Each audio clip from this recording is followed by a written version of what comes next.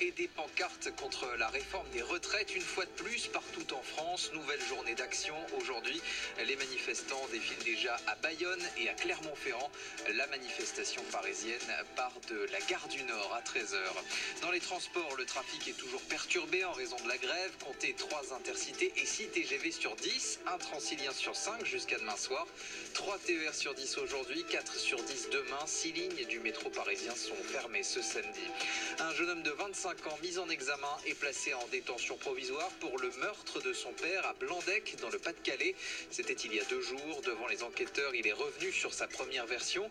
Non, son père n'était pas en train d'étrangler sa mère quand il a tiré. Il s'agissait d'une dispute conjugale. Le bilan de l'attentat au véhicule piégé ce matin à Mogadiscio revu à la hausse. 76 personnes sont mortes, 70 autres sont blessées selon un responsable des secours médicaux. Il prévient, ce bilan pourrait encore augmenter.